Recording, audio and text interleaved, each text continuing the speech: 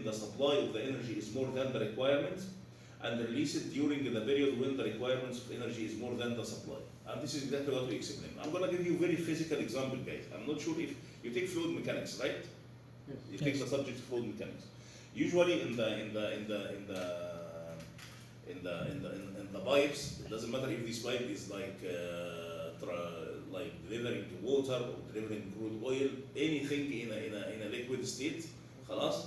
Usually you are putting what we call it surge tank. That surge tank actually keep the output flow rate constant.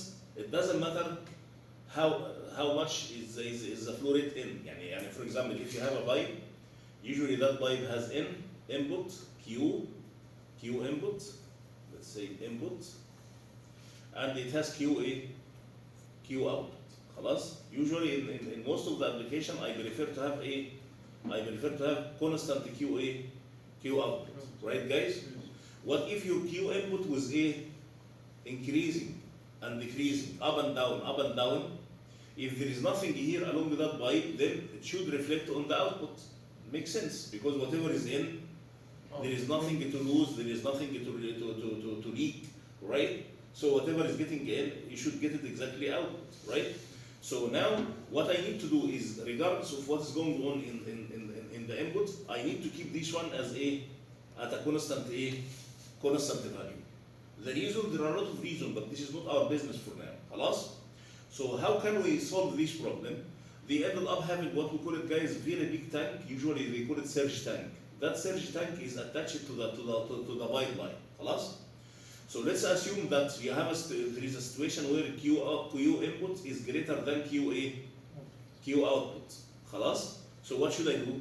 Whatever you have extra above what you need for the Q output, it should be getting into the stored in that tank. خلاص? And the tank will keep accumulating the extra liquid, keep storing all of this until you come to the moment where the reverse action will take place, where Q input is less than Q output. So what will happen, guys, at that moment, if your Q input is less than the Q output, then you will compensate whatever you are losing from the input from the surge tank, such that you will keep your Q output a constant. You got it, guys? So if you make some kind of analogy or similarity between the two systems, I can claim that the surge tank is representing what? The flywheel. And the liquid N is representing the energy coming from the engine. And the Q output is representing the engine, which is the energy which is required to run my machine. So now the picture is crystal clear. So because actually sometimes some of the people might not able to imagine or digest, how come I'm saving energy? I need something. So this is very similar to what's going on. But actually the issue is that the energy that you are saving in the flywheel, it's not potential, it's kinetic, which means that the speed of the flywheel is going up and down. خلاص كده؟ طيب. So now let's go through the definition. It says in case of a steam engine, this is what we have, guys, and this is what I showed you earlier. This is a flywheel. In case of the steam engine, internal combustion engine, reciprocating compressors, pumps, all these engines, guys, the energy is developed during one stroke called the power stroke. So earlier, guys, when we spoke about, remember when we spoke about the follower and the cam, and we mentioned that the follower is attached to the valve, which actually regulates the input and the output to the engine. And usually if you are speaking about internal combustion engine, 4-stroke internal combustion engine, we have 4 strokes. The first stroke is the suction or inhale, where you take all the mixture of the fuel and the air, the mix, خلاص. And then the second stroke is compression. You have to compress it all the way up until it reaches to the moment such that when you ignite it, then a big fire will take place and the big pressure will take place. So we have suction, we have compression, followed by ignition and power stroke, and during that power stroke, the energy released from the combustion is very huge, which is beyond the requirements of your car or of your engine. So what should I do? At this exact moment, the excessive energy actually will be stored in that running wheel. خلاص? And then after the stroke, after the power stroke, the final one, before you repeat the cycle again and again, which is the exhaust. You need to get rid of the product of the combustion. So if you look carefully, guys, you can see for the suction there is no power to be done by the engine. I need some power to be able to suck what that mixture, right? Again, for the compression, there is no power. The only stroke that produces power from the engine is the power stroke. So now, guys, I have 3 stages out of the 4 stroke. I have 3 strokes out of the 3. We call them passive, not active, because you need to add up power to them, right? So these powers are taken from where? From whatever you saved in the earlier cycles of your engine. Clear, guys? Yes. So here it says it's just depicting or telling you what is going on. He says, in case of the steam engine, internal combustion engines, reciprocating compressors, pumps, the energy is developed during one stroke. And the engine is to run for the whole cycle on the energy produced during this one stroke. For example, in internal combustion engine, the energy is developed by what we call during the expansion or power stroke, which is much more than the engine load. And no energy is being developed during the suction, during compression, during the exhaust.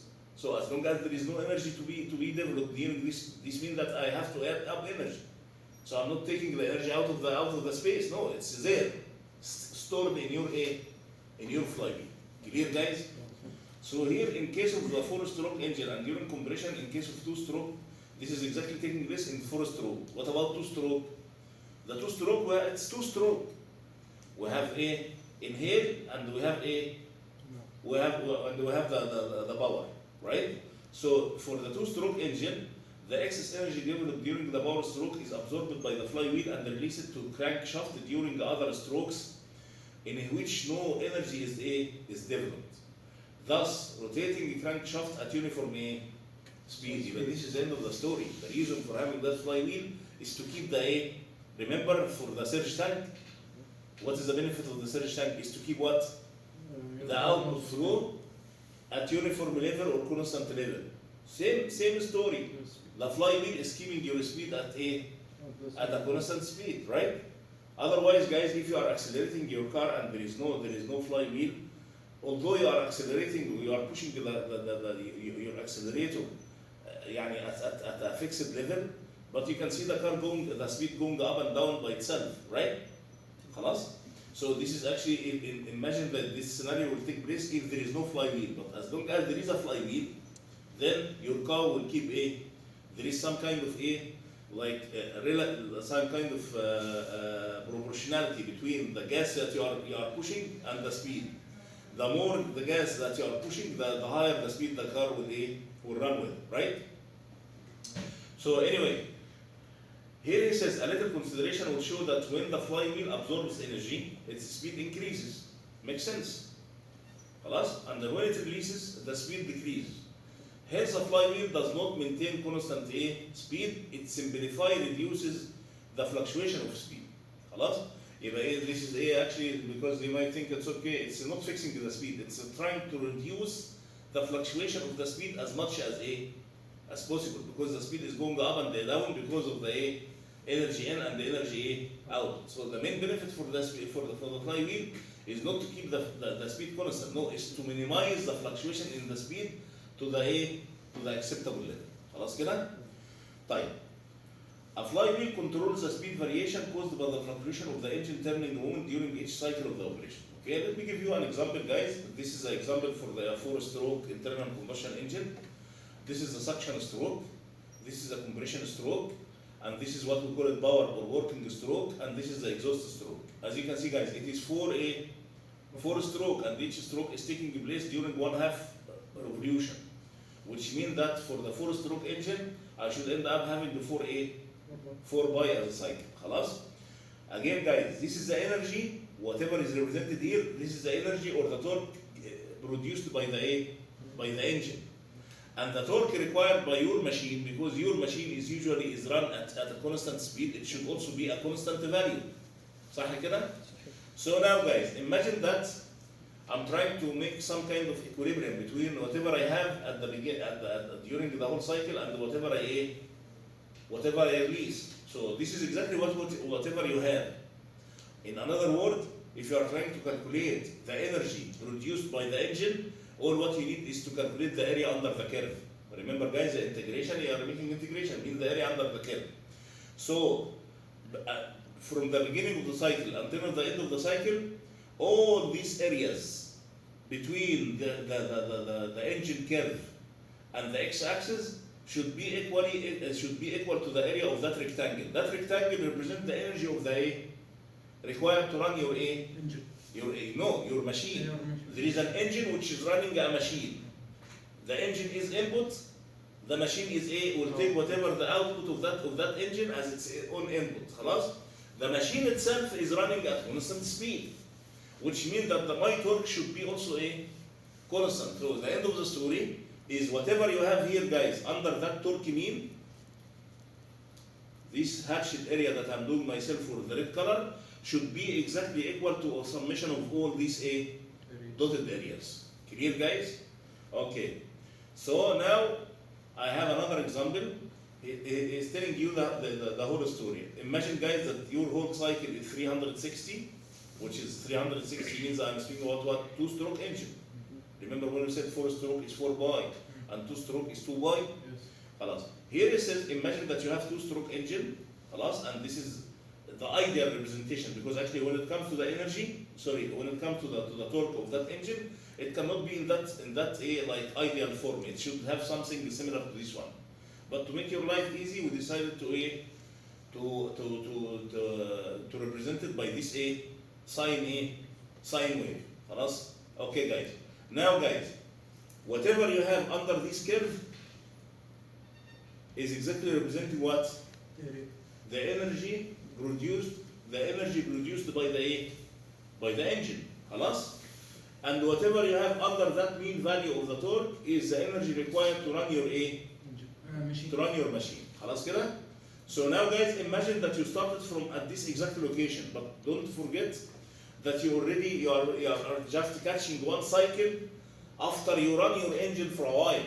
خلاص? So which means that at this exact moment, the energy stored in the flywheel is not zero. It's some value, some fixed value. خلاص كده? So now, guys, imagine that this is the energy that you are getting from your machine, from your engine. خلاص? This is very important to understand. خليك معايا يا جماعة. So this area, guys, represent what? This area from point O to point B represent what? The energy produced by your engine. What about the energy required to run my machine? It should be that rectangle, which means that there is something missing here, guys. Imagine that you are bringing me and two other guys trying to push like a train or something. No way to do it. Same story. This is exactly what we are doing. We are saying that this is what the machine, what the engine is producing, and this is what is required for that to run my machine. Which means that you have to add up some energy. Usually that energy is coming from where? It's coming from the earlier cycles. It was already there. You got it, guys? So now, this is the energy of the engine. And then you go up there. You can see, guys, that this area is compensated by that area, right? And this excessive area will be used to compensate the missing part for that part, for this area. Guys, you got it? So if you look carefully, guys, you can split your cycle into quarters of cycle, and there is negative quarter and positive. Negative, positive, negative, positive. So at the end of the story, from the beginning to the end of the cycle, the energy, the net energy in your flywheel is equal to 0, because whatever you are storing, you will release it during the same cycle. You got it, guys? But somebody might ask me, doctor, you are speaking about engine which is already running for a while. What about the engine that we just said Bismillah and we start running? From where that engine will start? Because actually, usually when you start your engine, the very first stroke is not the power, right? What is the very first stroke for any engine, guys? Not the power. The suction.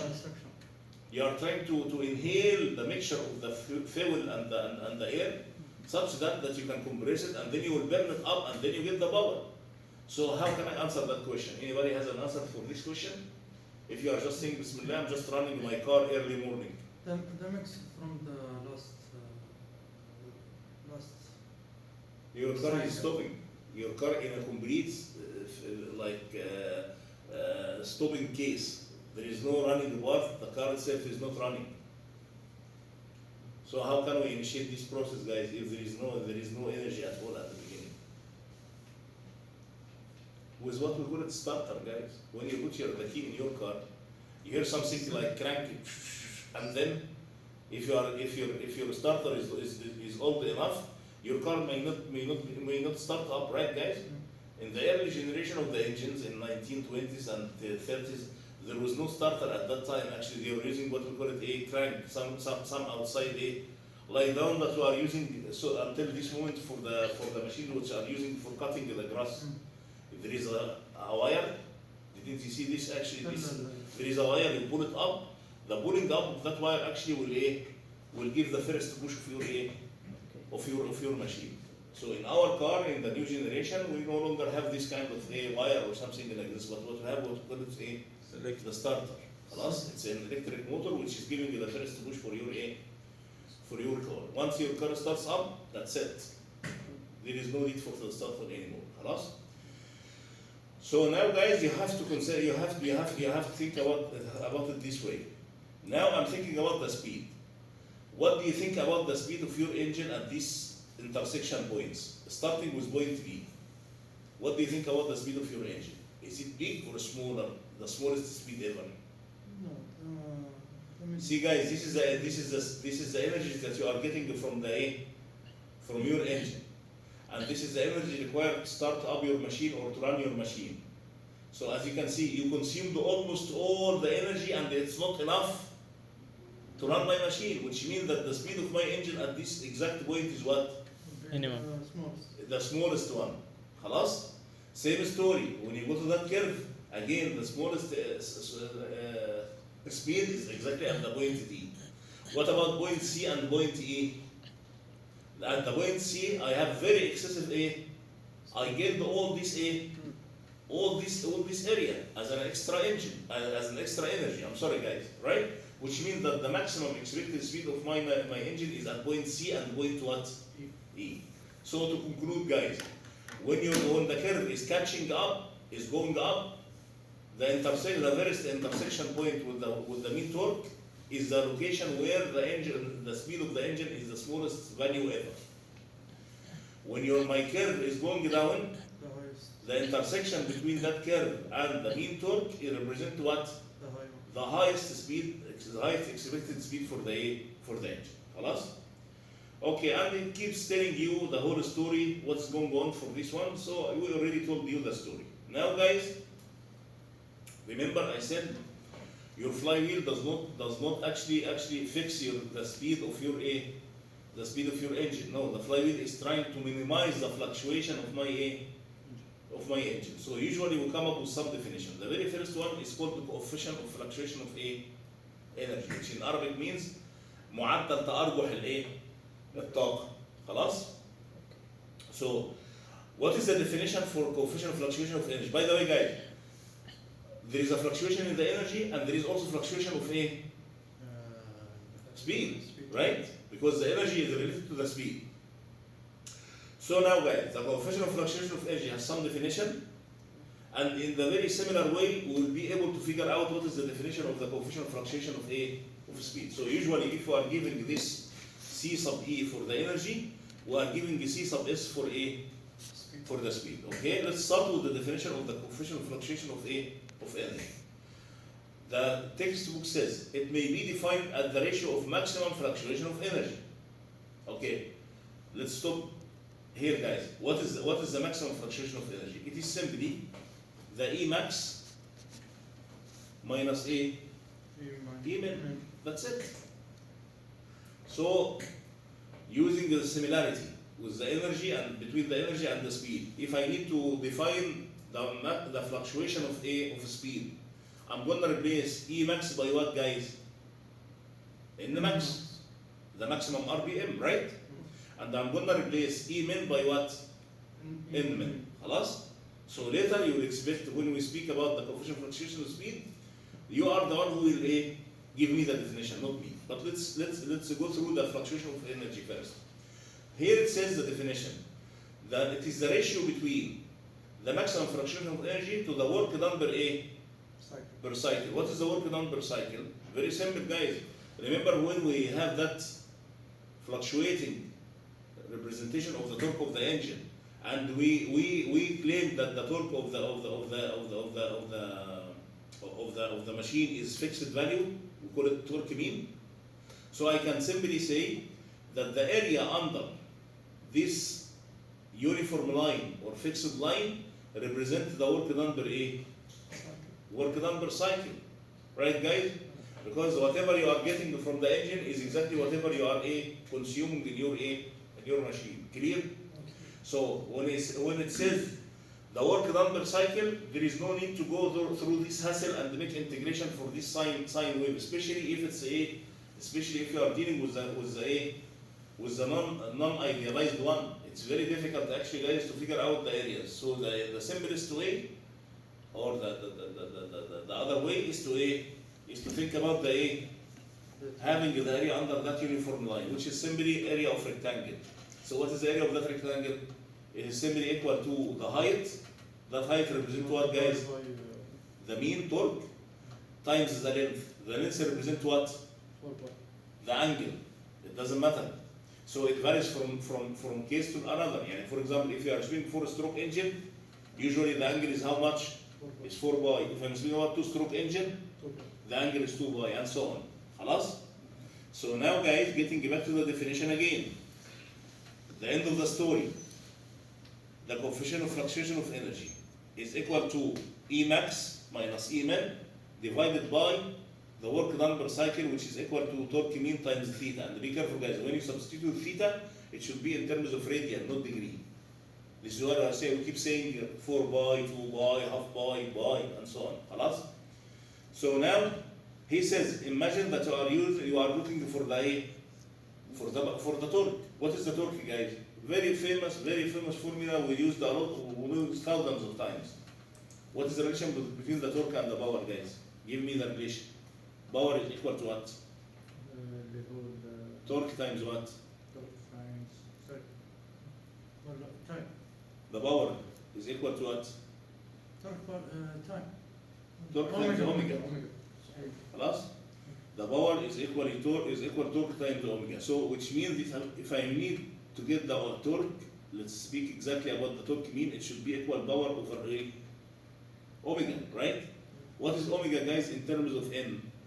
2 by n over 60. So you will end up saying by b times 60 because it is the den of the den. It will become the numerator, right? مقام المقام بوسط, and this is 2 by n. Clear, guys? Now let me take you back to the work. What is the work? We just mentioned the work is equal torque, which is the mean torque, times what? Theta, right? Okay, now imagine, guys, that you are speaking about 4-stroke engine. For the 4-stroke engine, your theta is how much? 4 Right? So let's substitute, guys, in this formula. You will end up saying W is equal to torque, which is B times 60 divided by 2 by N. Do you agree? Didn't you have this one earlier, guys? Here. We just finished it up. خلاص? Times what? 4 pi. 4 pi. So you will end up saying pi will cancel out that pi. The 2 will cancel out 4. And then I'm going to take these 2 to be in the numerator of the denominator of the N. You got it? So now we will end up saying that for the 4-stroke engine, our W is equal to B times 60 divided by, listen carefully, guys, by something called the N small, such that this N small, in case of the 4-stroke engine, this N small is equal to what? N capital over over 2. Clear? You got this one? Okay, what about 2-stroke engine? حسام روح اغسل وشك تعالى. للاسف البتاع مسجله بس هنعمل ايه؟ كل شويه تنام يا حسام. مش مركز معايا خالص. Okay. So now guys, I'm gonna apply the same work formula. Work is equal to torque. What is torque? Again, it is B times 60 divided by 2 by A N. Multiplied by what guys?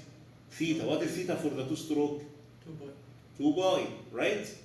So you will end up saying this is 2 pi, this 2 pi will cancel out that 2 pi, and then you will end up having the very same formula, B over B times 60 over N. So that N for the two-stroke engine should be equal to what? 2 by. NA, N capital, because I'm just replacing, guys, all what we need to do is to come up with fixed formula for the all engines. So that formula is simply 60 times P divided by N small. That N small for the four-stroke engine is equal to N capital over A. N capital over 2. And the same N small, which is used for the general form, خلاص, is equal to just N capital if you are speaking about two-stroke A, two-stroke engine. And I already approve it for you before I proceed. خلاص? So, and this is exactly what he said. He said, simply speaking, I can say work done per cycle is equal to P times 60 over A. In case he gave you P as one of the inputs, as one of the data of the problem. خلاص?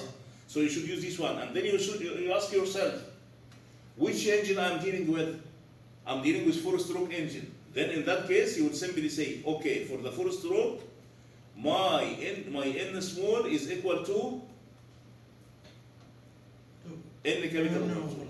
For the two-stroke, my N small is equal to N capital. just N capital. Clear, guys? Clear? Okay.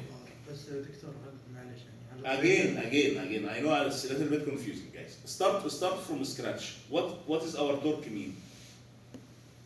Our torque is equal to power divided by A omega. And then we ended up saying that omega in terms of N capital, it's 2 by N capital over A 60. Clear? Wow. Now go to the work. The work is usually equal to the torque mean, which is simply equal to this number, to this ratio, B times 60 over 2 by N. خلاص? Times what, guys? 4 by. Times the theta. Work is equal to torque mean times the theta. Do you agree? Wow. So in this case, I have to decide if you are speaking about four-stroke, that theta is simply equal to 4 by. 4 pi. خلاص? Then I'm going to substitute as if I'm using four-stroke engine. You will end up having the 4A. The pi will cancel out the pi.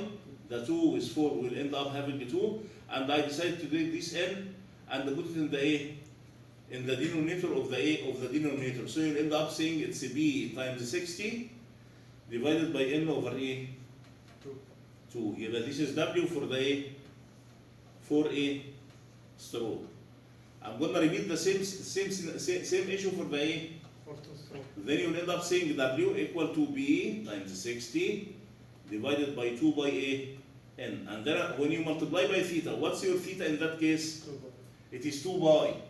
Clear, guys? Wow.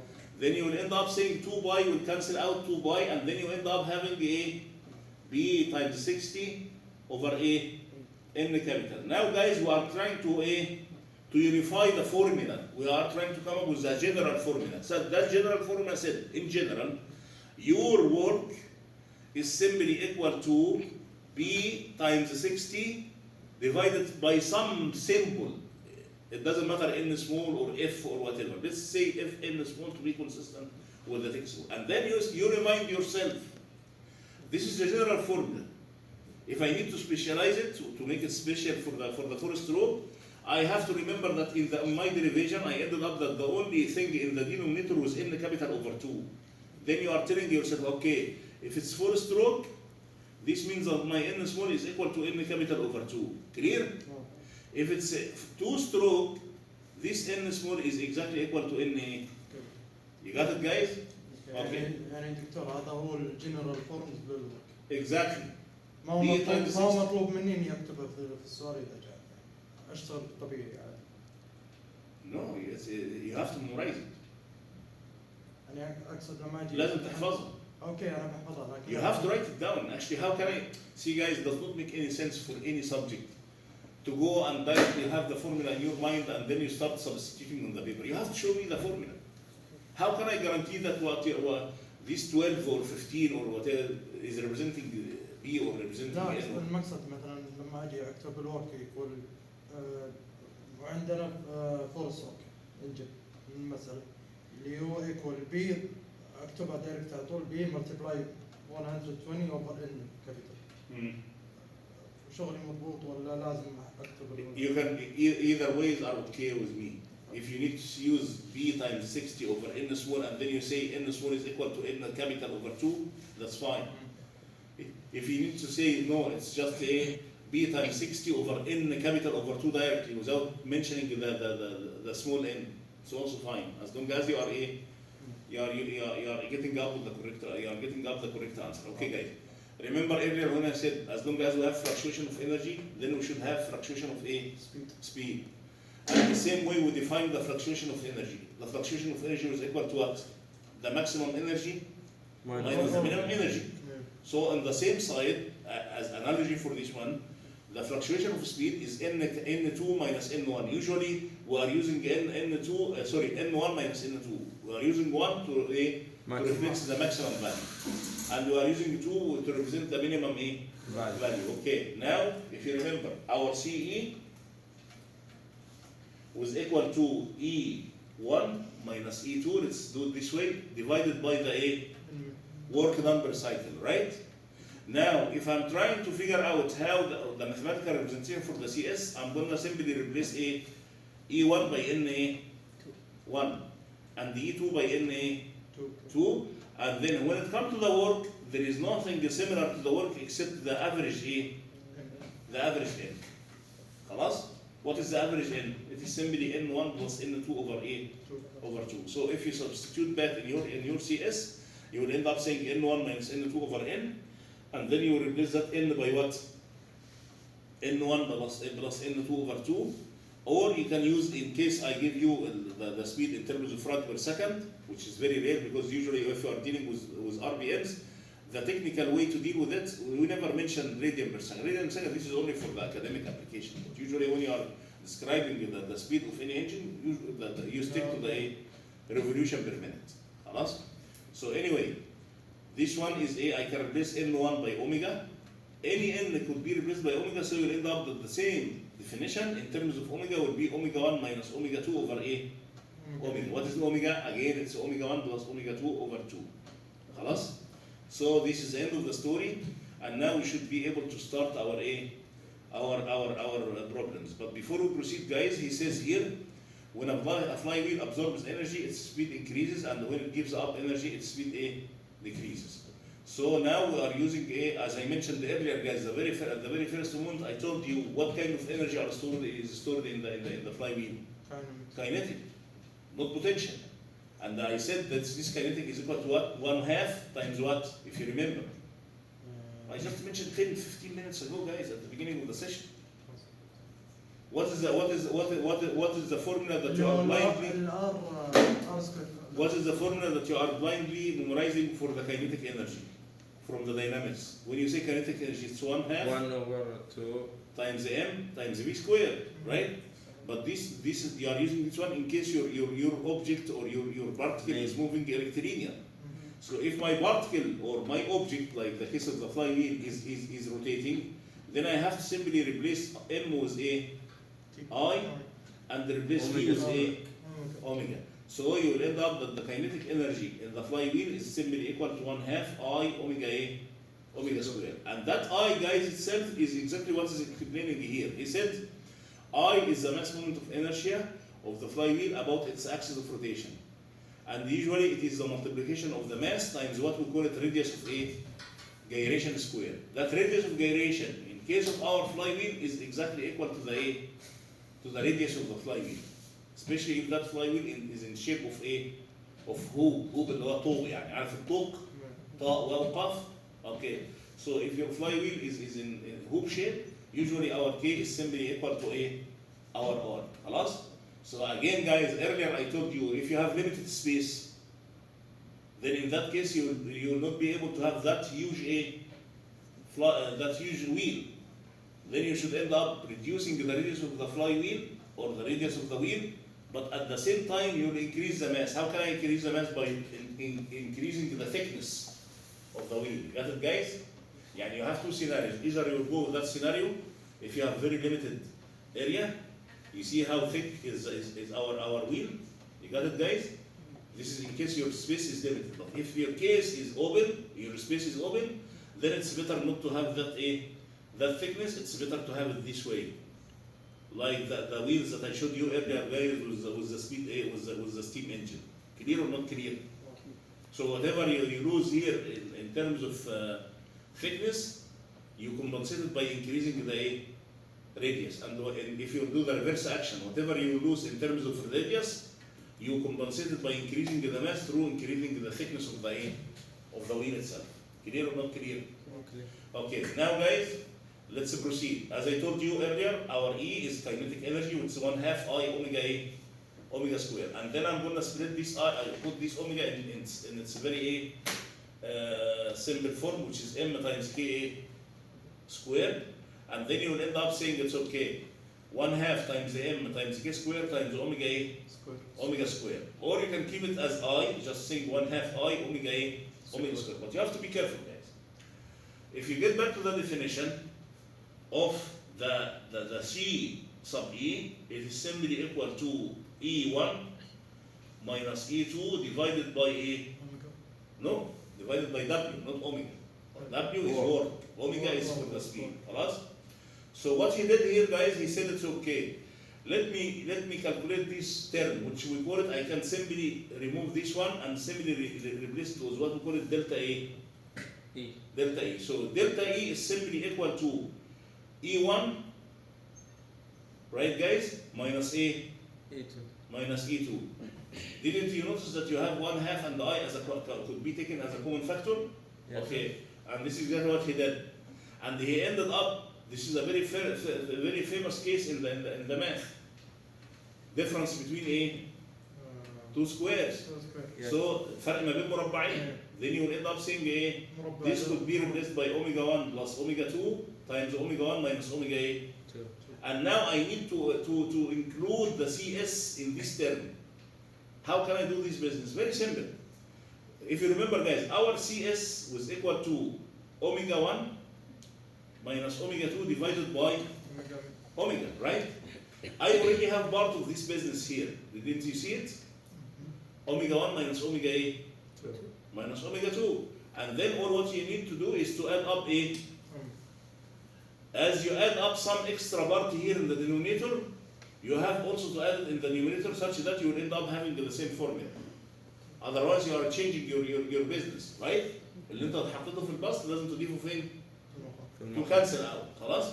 Now guys, again, if you are looking carefully, this part could be replaced with what we call it CS. Clear or not clear? Clear. And that part is exactly equal to omega 1 plus omega 2, right, guys? Divided by A. And I already have it here, guys. Didn't you see? Okay. Then you should replace this one by omega, and you already have another another omega. So the end of the story, I can claim that delta E is equal to I, which is here from the beginning, times CS times what? Omega square. Clear or not clear, guys? So now you end up concluding that you should remember that you have two formulas for the delta E. The first one in terms of E1 and E2. It's just simply E1 minus A. It is simply equal to 1/2 I omega 1 square minus 1/2 I omega 2 square. Clear?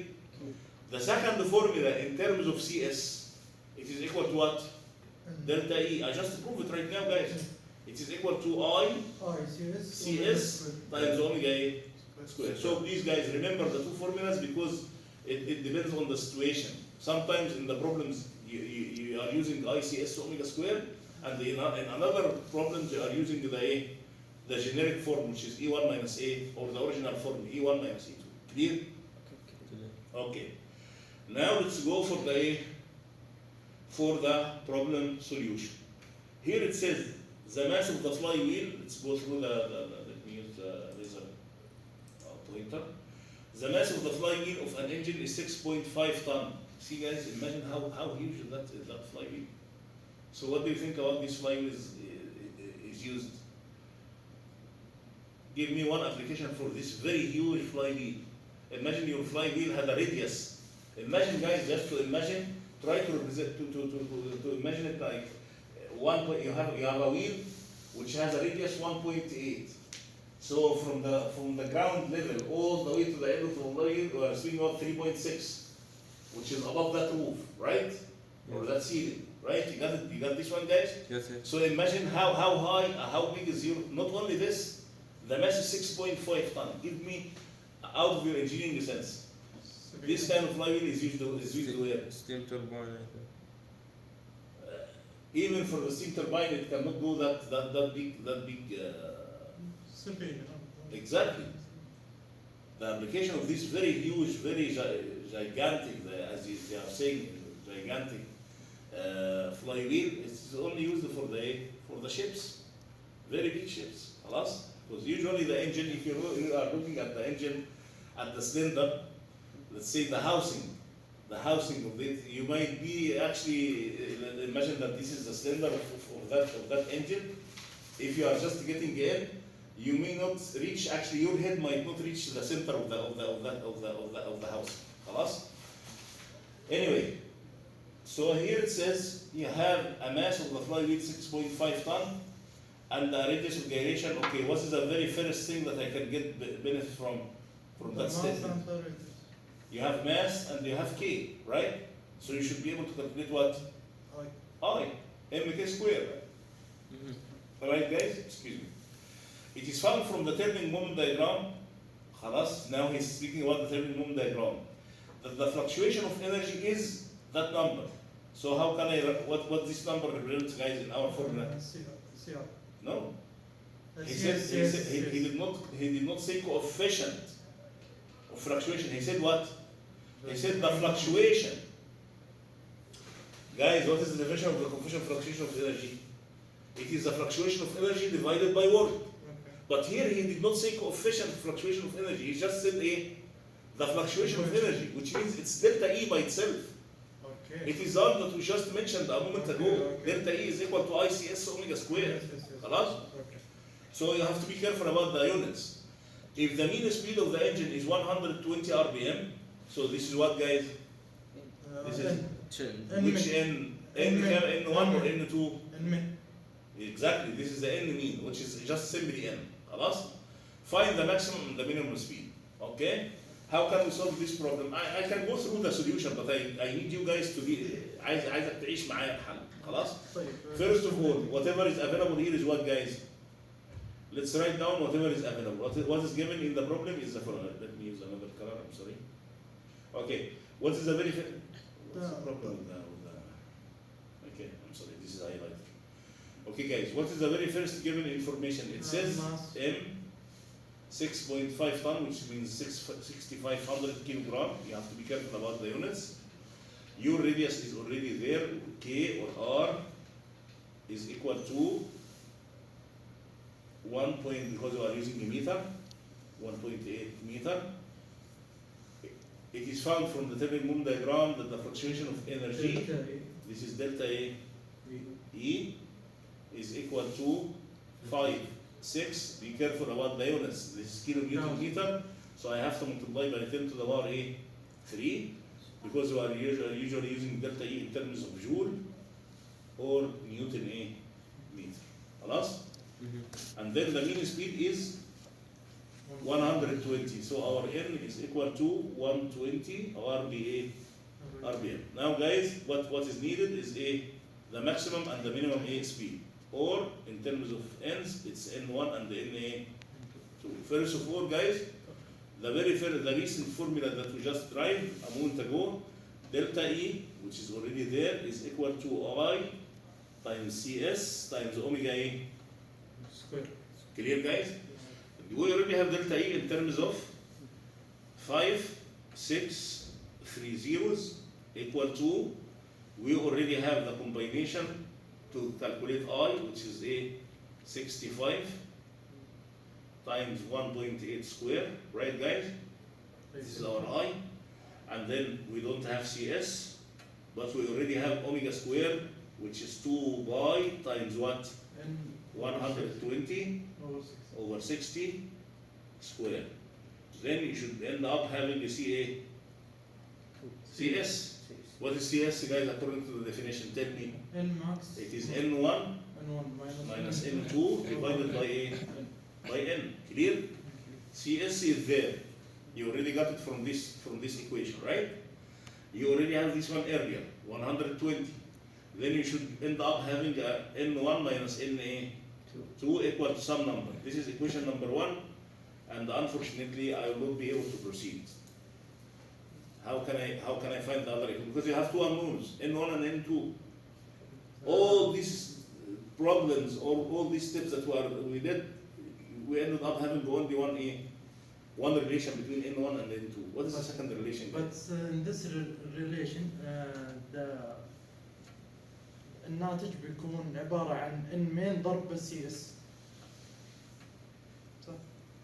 No, it doesn't matter. You end up having N1 minus N2 equal to some number. ال N main فيه معادلة ثانية الله ينور عليك. اللي هو عبارة N max plus N1 plus N2 over 2. Exactly, and this is what I need to hear from you guys. Although we ended up having N1 minus N2 equal to some number, but we already have another N, which is N the average, right guys? That N average is simply equal to our N, remember guys, our N, let's write it down here, is equal to N1 plus N2 over A.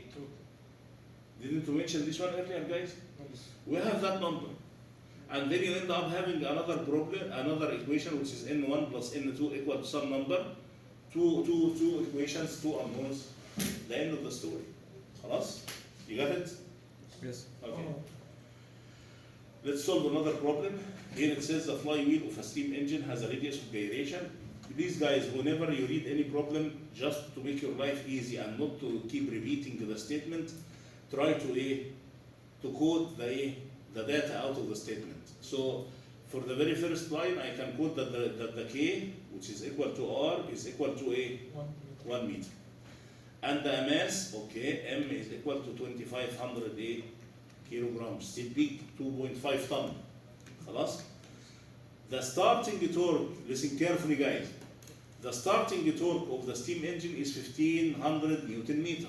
Remember guys that shape that we represented earlier? And then we said there is a torque mean. خلاص? He said our starting torque is this number. And it may be assumed what? Constant. So once you hear these two things, then you say you can claim that this is my torque mean equal to 1500, right? Newton a meter, or simply make it joule. خلاص? Then it says that he needs two things actually. He needs the angular acceleration of the flywheel. No, the angular acceleration. So what is requested is alpha, which is d omega by dA by dt. خلاص? The second thing, he is asking you to calculate the kinetic energy of the, we know the kinetic energy is equal to what? 1/2 I omega A square. But be careful guys, your omega is not constant. Your omega is fluctuating up and down. Otherwise you will not have what we call it CS. So he said that he needs this kinetic energy after what guys? 10 seconds from the beginning of from the start. Okay. One by one guys. What is the relation between the torque and the alpha? Forget about the solution. I can know that you can catch it from the solution. I need you to refresh your memory with what we have in the dynamic. Remember guys, when you have moving the bar, في اللي هو اللي المرادف لها في الفيزيكس اللي هو يقول V final equal V. No, I'm just speaking about the relation between alpha and torque. اللي هو حاجة plus alpha T square. No. أو minus T square. See guys, remember when we use what we call it in the dynamics, usually I'm saying summation of force external is equal to summation of force inertia. earlier in the dynamic when you solve the dynamic problem and they calculating what we call it equation of motion. Or you can simply say force times mass times acceleration. You never heard about this expression? You blindly say it in all the problems of the dynamic. Force is equal mass times acceleration. Didn't you hear that expression earlier? Alpha time over mass. Force means the summation of the external force. Mass times acceleration represents the inertia force, or what we call it effective force. But this is it, you are speaking about particle moving as a rectilinear motion. So if you are thinking about force is equal to mass times acceleration, if your body is moving linear motion, then if my body is making a rotational motion, I can simply replace the force with what? T. Torque, right? And replace mass with what I just mentioned. The mass is replaced with what, guys? I, the mass movement inertia. And the acceleration is represented with what?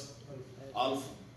So I can simply say, to be able to calculate alpha, I have to use the formula which says summation of the external torque, which represents your torque mean, is equal to the inertia torque. What is the inertia torque?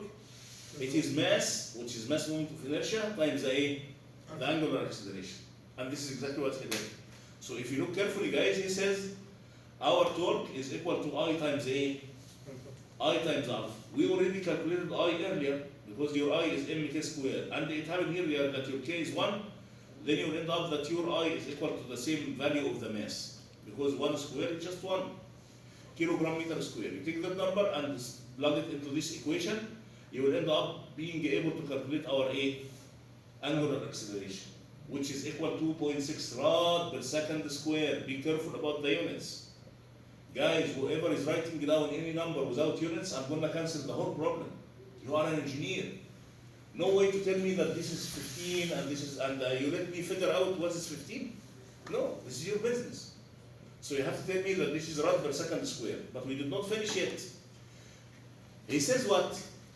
And the kinetic energy at the fly after 10A. We just mentioned our kinetic energy is simply 1/2 I omega A. Our problem now is to how to get this omega at t equal 10A second. I'll take you back to the very early formula of the Newton's law of speed, which says what? If you have a body starting from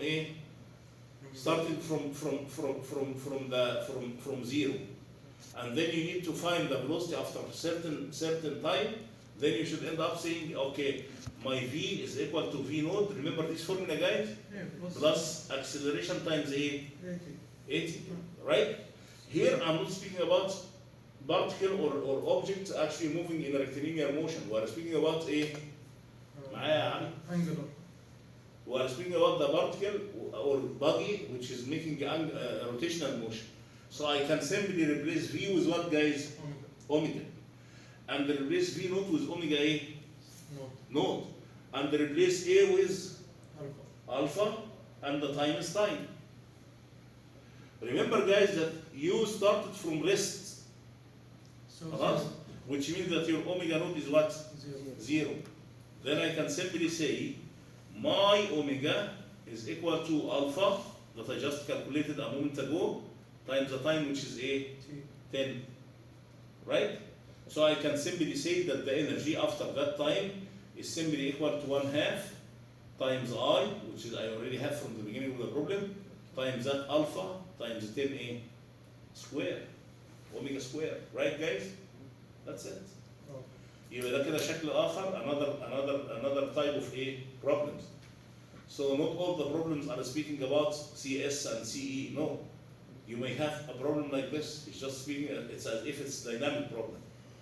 He's asking you to calculate the acceleration. He's asking you to calculate the speed after a while. He's asking you to calculate the energy after a while. So you have to be careful, guys. Okay, this is the third form of the problems. Here it says, be careful, guys. This is very similar that we explained earlier.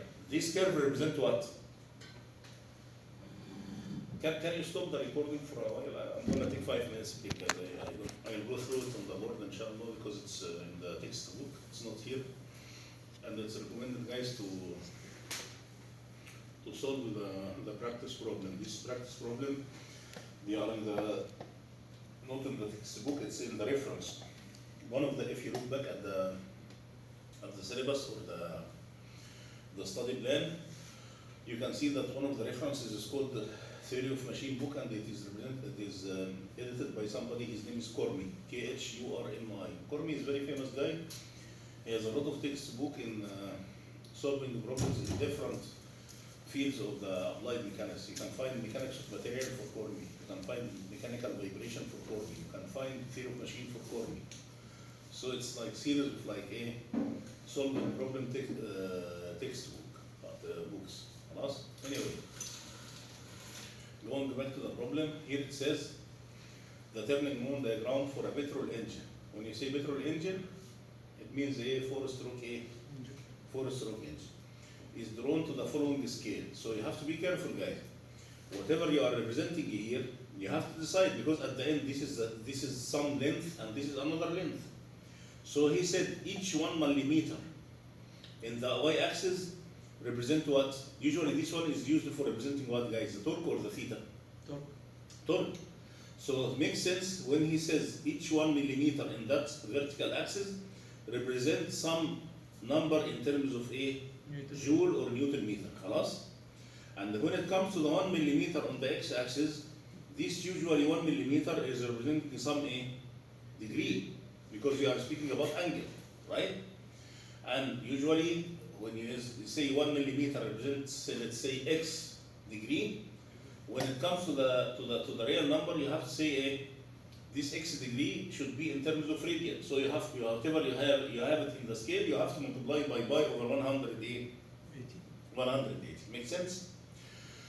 So anyway, going back to this one, it says the petrol engine, the turning moment diagram for the petrol engine is drawn to the following scale. Turning moment, 1 millimeter represents 5 joule. So which means that each 1 millimeter on the y-axis represents 5 Newton meter in the real situation. And for the crank angle, each 1 millimeter, which means along the x-axis, represents 1 degree. So the end of the story, guys, this number which is given here is in terms of what? Is in terms of millimeter square. But if you are speaking about the true area, you have to multiply, because we are said millimeter square, which means millimeter for the y-axis times millimeter of the x-axis. So if you end up saying I need the true value of this number, you should multiply first by the 5, which is 5 joule, and then the other number is 1 degree. Degree means I need to have it in terms of radian. So you have to say 1 times pi over 180. Clear?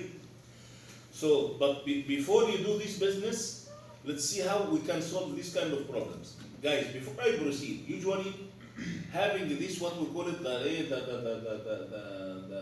energy graph. This energy graph is the main benefit from that energy graph is to figure out what is the value of delta A. Delta E. What is delta E? What did we call delta E earlier, guys? Delta E سميناها يا شباب. Fluctuation of energy, which means what? Mathematically equal to the difference between what? E what and what? Minus Okay, so this is exactly what we'll do, getting a benefit from that graph. How can we do this business? I will show it to you right now. Here it says the turning moment diagram repeats itself at every half revolution of the engine. Which means that whatever you have here, guys, because this is petrol engine, يعني at the end you have 4 stroke, you have 4 pi.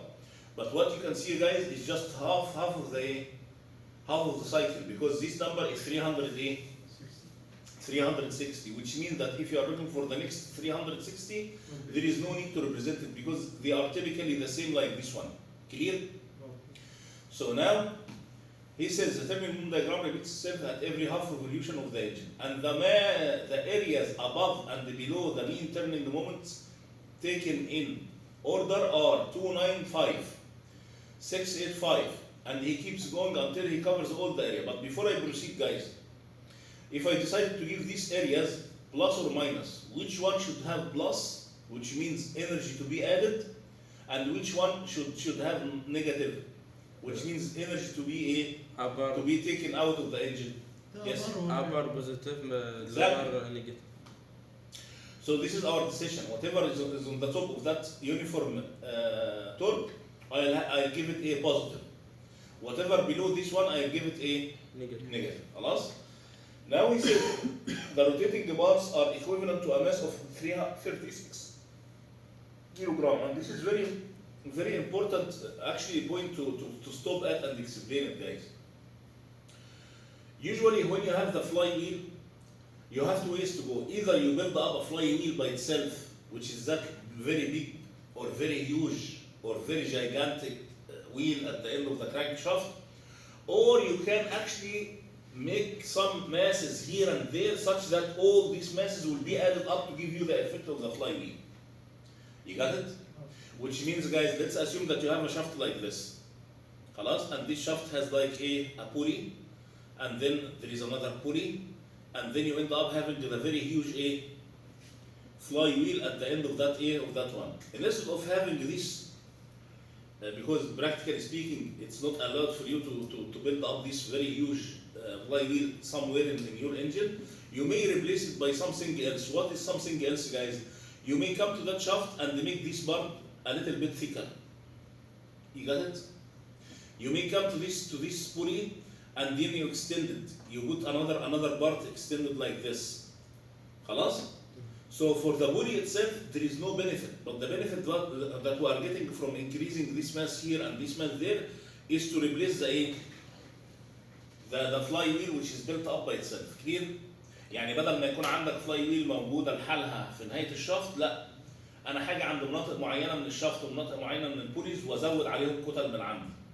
بحيث إن السم أب بتاع الكتل ده يديني الإفكت بتاع الإيه؟ flywheel. Clear? And this is exactly what he said. He said the rotating bars are equivalent to a mass of 36 kilogram at a radius of gyration of 150. خلاص؟ يبقى the end of the story, these are masses. The sum up of these masses is 36 kilogram, and it has radius of gyration. So I simply can say it's mk squared as we did earlier. خلاص؟ بس كان لازم نفهم ايه معنى الماسز دي. خلاص؟ طيب. Determine the coefficient of fluctuation of what? Speed. When the engine runs at 1800 RPM. So this is our N average. This is our A. This is our K. This is our M. And now this is our A, the scale. And this number, out of this number, I should end up calculating what we call it delta A. Delta E. فالراجل عمل ايه؟ What exactly he did is he assumed that at the very beginning, point A, we consider that the flywheel has some energy called E. It doesn't matter if this E is negative or positive or zero. المهم at the end of the story, we are assuming that there is some E at the point A. If I asked you guys, what is the energy at the point B? You will simply say that the energy at the point B is equal to whatever we have it at the point A plus 295 times 5 times pi over A 180. Because actually this is the one vertical millimeter and this is the one horizontal millimeter. Do you agree, guys? Yeah. But before I multiply this one and turn everything in terms of joule radian, I will keep using the numbers as they are without returning back to the original numbers. So now, in another word, I'm going to say energy at B is simply E plus 295. Do you agree? Now, guys, what is the energy at C?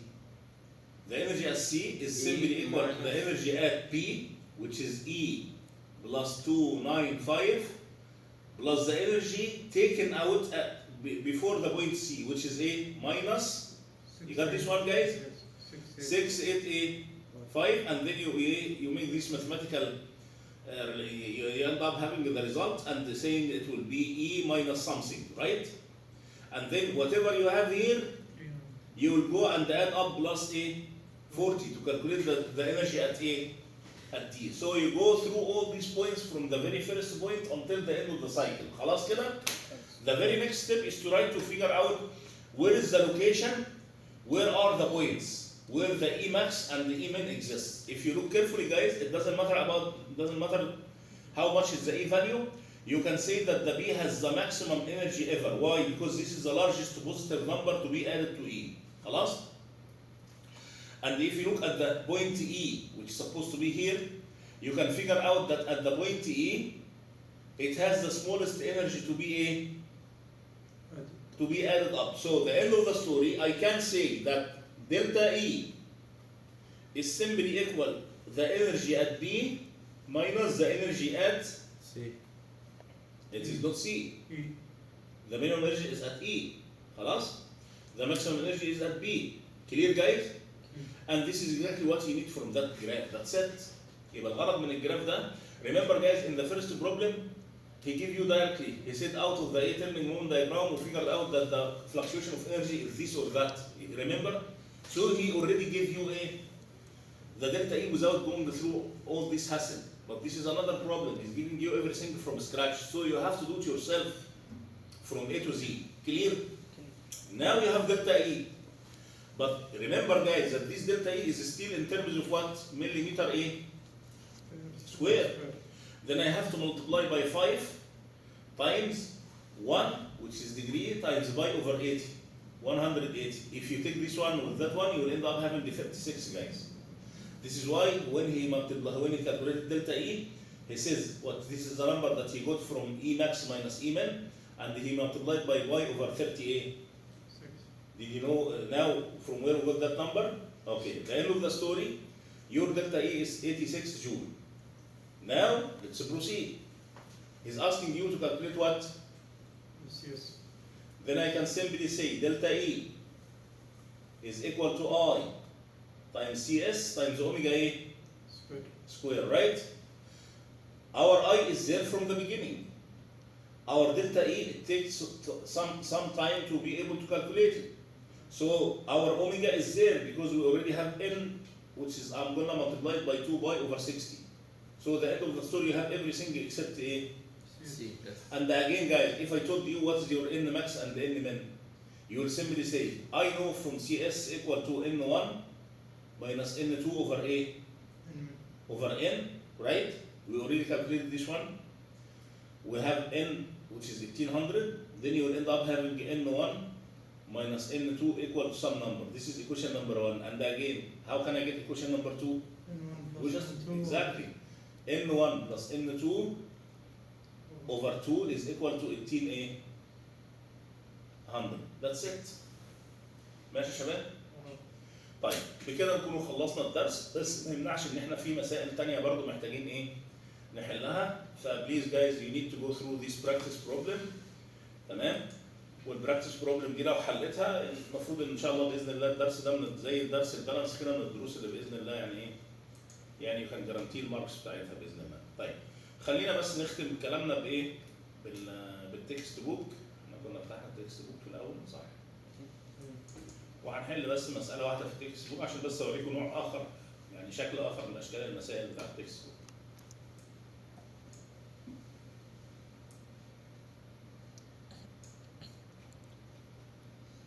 ايه بصوا يا شباب على المساله دي.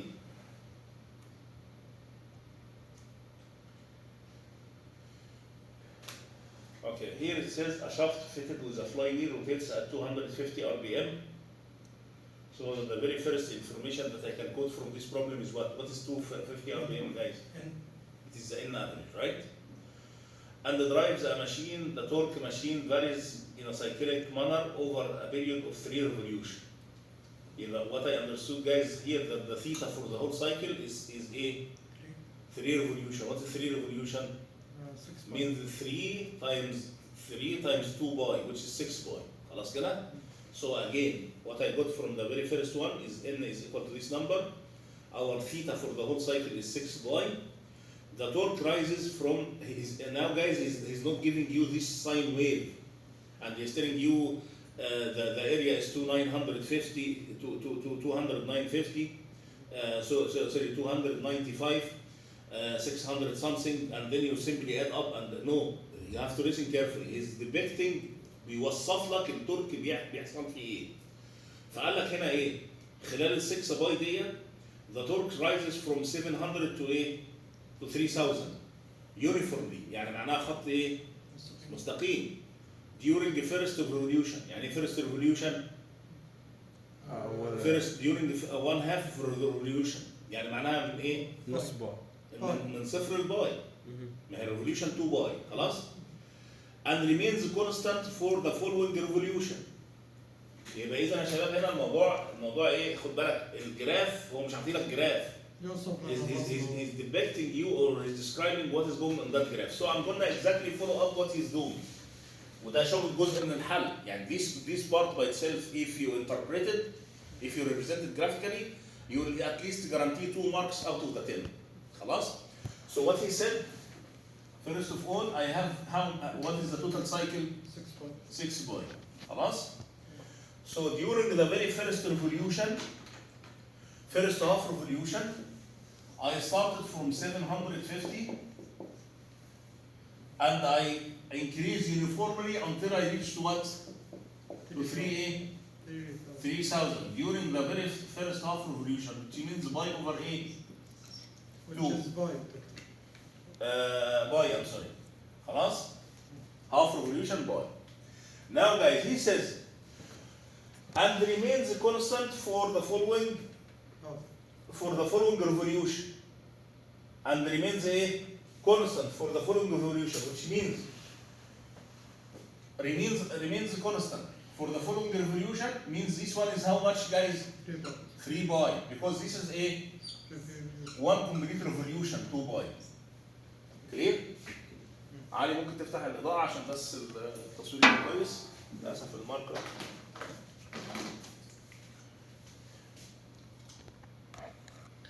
Okay, so again, guys, we started from 750, we ended up at 3,000 at the end of the first revolution. Then we remained constant for 1 complete revolution, and then he says it then falls uniformly to 750 during the next half revolution. So what does it mean? It means that you go back from 3,000 uniformly until you reach to the 750 during the next half revolution, which means this one is what? 4 pi. And then he says, and remains constant for 1 revolution. خلاص? Until the end of the cycle, which means I keep to the 750 level until I finish up at the 6 pi, which is the end of the cycle. Clear, guys? So my question for you guys, this torque represent what? This torque represent what? Represent the torque out of the engine. خلاص? But usually we are describing the torque to run my machine as a uniform torque. And the question is, if I'm trying to figure out where is the location of that torque, should I put it here, guys? Should I put it somewhere in between? Or should I put it up there? Give me the answer. Based on your engineering sense. أقل خط. أنا أقول لازم. At the least one? لازم نحسب الاريا. على الاريا Forget about the area, guys. I'm just trying to figure out based on your understanding and your engineering sense. If I decided the location for that torque, above 70, it should be somewhere here, or it should be somewhere up there, or it must be somewhere in between. لا between عشان اللي فوق يصير نفس Exactly. Because actually, simply speaking, guys, let's describe it in another way. If your torque is below 750, what does it mean? It means that the work done by the engine is always, at all times, greater than the torque required or the work required to run my machine. Which means that all the time you are storing energy. How come you will keep storing energy for the flywheel? This means that your flywheel will speed up, speed up, speed up, speed up, speed up, and it will never speed down. خلاص? Which does not make sense. Again, if I decided to put the torque for the machine above the torque of the engine, what does it mean, guys? The engine is not enough. Exactly. Your engine is not strong enough to even start your machine. Clear, guys? So the only accepted location for the torque is to have it somewhere here. In between. خلاص? And now your next task, before thinking out the area positive and the area negative, is to decide how much is that torque mean. Anybody can tell me how can I get the value of that torque mean? I calculate the area under You simply says whatever you are storing in the flywheel during the full cycle should be exactly is whatever you are taking by the by the machine during the same cycle, which means that the area under that uniform line, which is torque or work of the machine, right? Right, guys? Yes. That work of the machine should be exactly equal to the work done by the engine. So what is the torque by work of the machine, guys? It is simply equal to torque mean. Sorry, guys. It is simply equal to the mean torque, which I don't know anything about it so far, times what, guys? This area. This area is equal to what? Torque mean times what? The The length, which is 6A, which represents theta cycle. Clear? This value, which is supposed to equal to that triangle area, should be equal all the areas under this cycle. So I can simply put it into two simple areas. You take all this area, right, guys? This area, and then you add up that area, such that you'll be able to calculate this whole area under that curve, which represents the fluctuation of the torque of the engine. Clear or not clear, guys? Clear. How can I calculate this area? Very simple. It is equal to 750 times 6A. This is the first part, which is the area of the rectangle, right?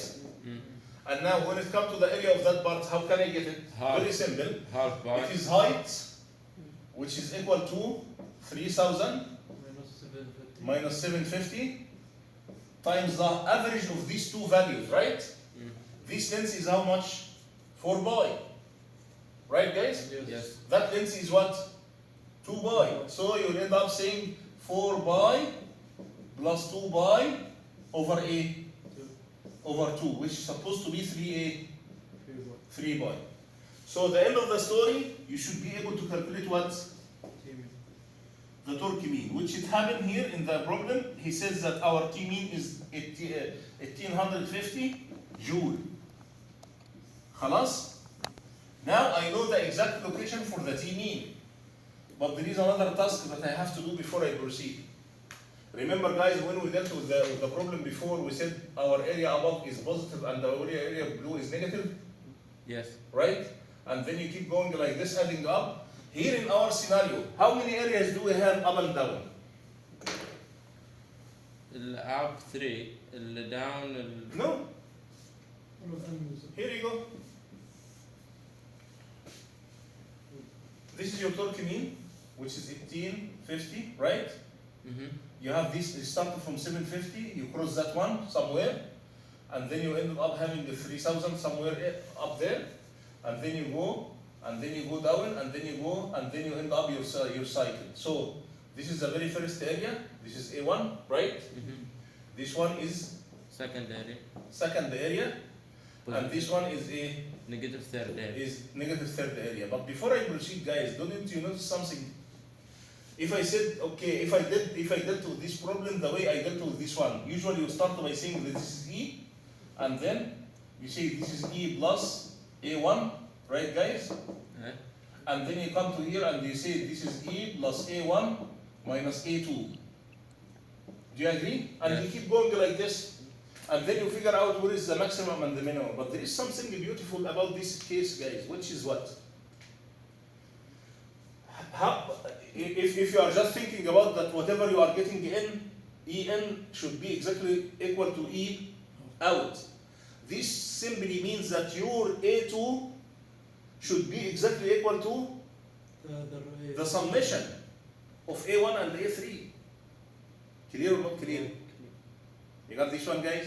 Again, to claim that whatever you have it at the beginning of the cycle is exactly whatever you have it at the end of the cycle, I mean, in another word, if you started with E, you should end up with the same E, right? Yes. This means that if you are adding and adding up and subtracting all these areas, you will end up that this A2 must be equal to A1 plus A3. Yes. Let's prove it, guys. I don't know why you are not digesting this one. See, let's say that this is area E.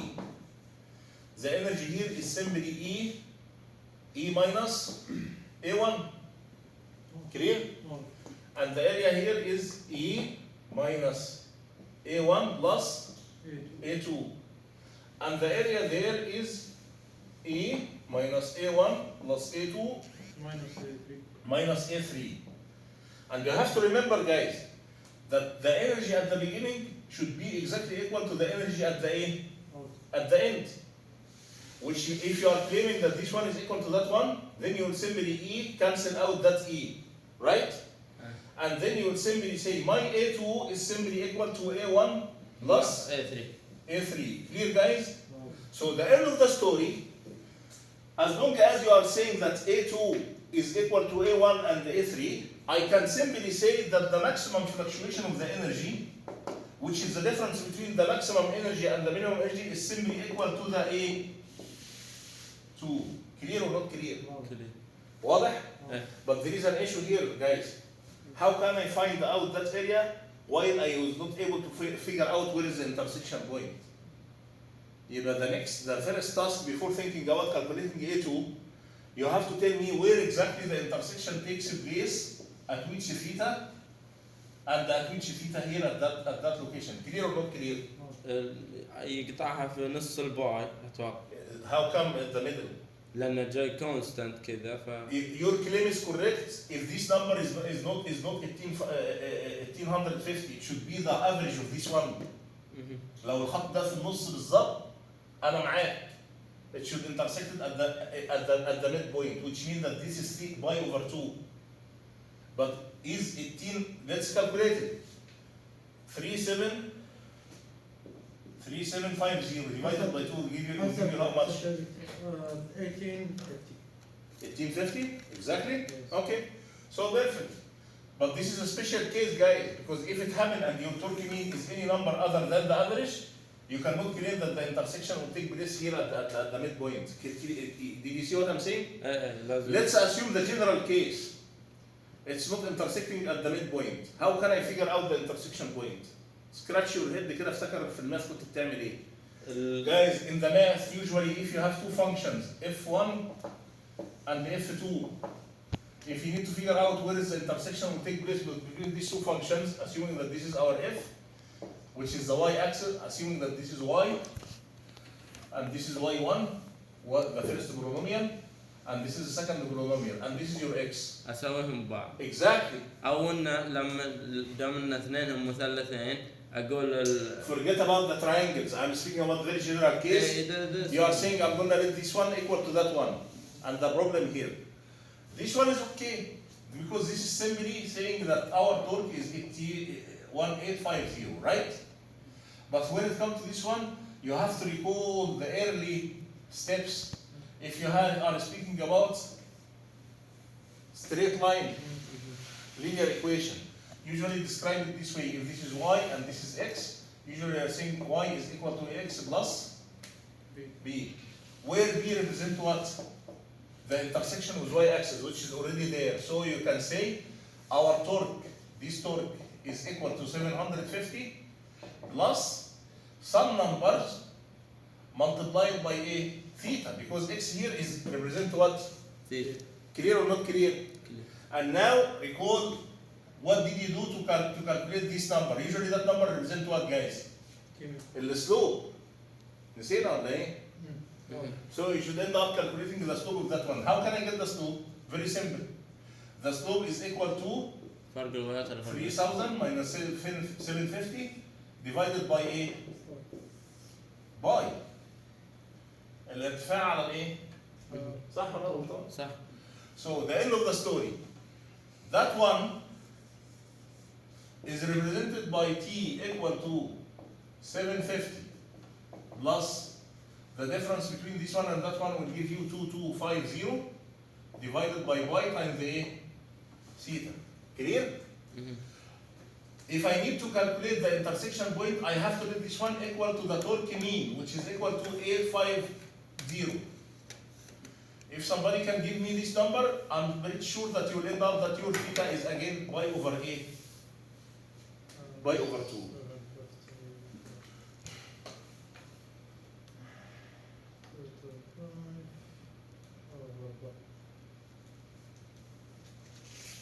Am I right or wrong, guys?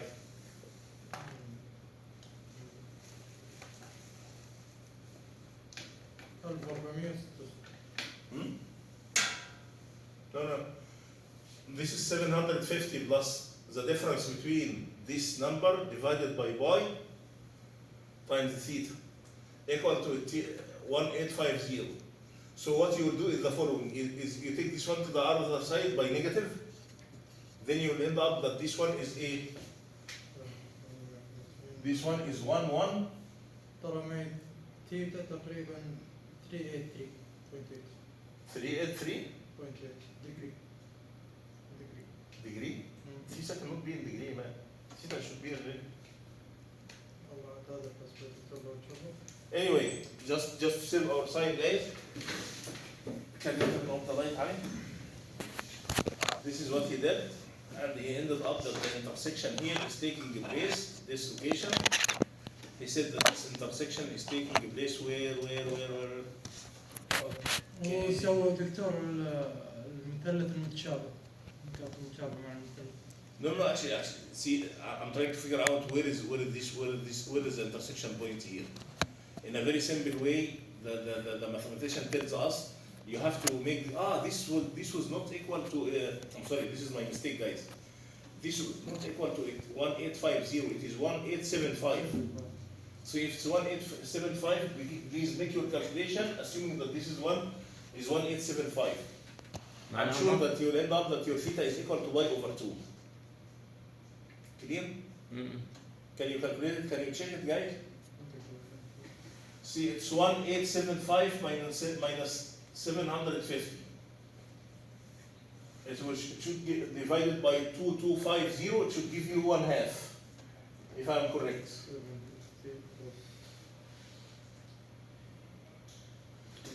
1875 minus 750, guys, divided by 2250. How much to give you? 408. Again, I did the same mistake again. It is the difference. No, this is correct. How much? 408. What is 400? مفيش أرقام 400 خالص. Wait. Guys, divide please that number. The difference, which is, I can give you the number actually. It's 1. If you are saying 8750 minus 875.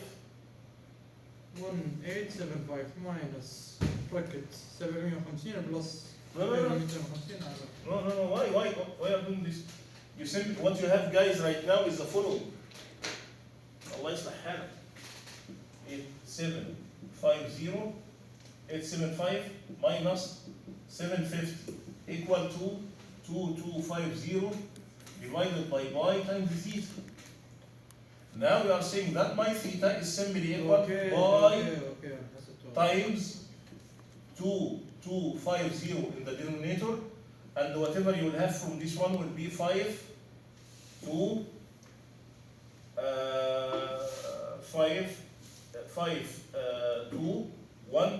1, which is 1/2. خلاص? This is 1/2, which means that your intersection is taking place at 1/2. So guys, to conclude, this angle is how much? This angle is how much? 7 over 6. No, give me in terms of pi. This angle is how much? نص باي. Pi over 2. باي over 2. According to because of the similarity, this angle is how much? It is 3 pi plus pi over A. Pi over 2. خلاص. The end of the story. So now, you should be able to say that this length is how much, guys? That length is how much? نص باي. It is pi, it is 2 pi in the middle, و2 باي. plus pi over 2 from left, and pi over 2 from right? Which means that the total length here is 3 pi. Then you should be able to calculate that area. That area will be how much, guys? 3 باي. Will be 3 pi plus 2 pi over 2 multiplied by the height. What is the height? It is the difference between 3000 and 1875. that's it. This area represents what? Delta E. دلتا اي. Once you calculate delta E, then you can say delta E is equal to I CS omega square. Don't we have I? Yes, we have it. والاوميجا سكوير موجود. And the omega square is there, then you should be able to calculate CS. CS. That's it. ماشي يا شباب؟ يبقى the difficulty about this problem, it's not difficult, but it takes longer time. خلاص؟ You have to figure out. طيب عايزين نطلع بالconclusion بقى. If you have 3 areas, usually our delta E is the middle A. ايه. It's the middle area. What if I have 2 areas? مجموعهم على الاعداد. No. If you have 2 areas, simply you can simply say, if this is what I have now, guys, 2 areas. This means either this one or that one will be our delta E. Because one of them will be the positive and the other one will be the negative. So it doesn't matter, I'm not caring about the sign here, I'm caring about the value. How many values do we have? 2 values. So simply speaking, I can say delta E is equal to just one area. So what about if you have 3 areas? middle area. The middle area. What if I have 4? No, this is another story. Then I have to go through the E plus the first area and E plus first area minus second area and so on. So to conclude, guys, if you have 2 areas, your delta E is simply the absolute value of one of these 2 areas. خلاص? If you have 3 areas, middle area. then you have the middle area. If you have more than 3, then you have to go through the steps بقى. You start by assuming E, and then E plus A1, and then E plus A1 minus A2, and you keep going until you finish the whole cycle. And then you pick up the biggest E and the smallest E, and then you subtract to be able to calculate the delta E. Clear? Alhamdulillah, we are done with the flywheel. Please go through the practice problem, which is already there in that textbook. خلاص? And then you should be okay. See you tomorrow.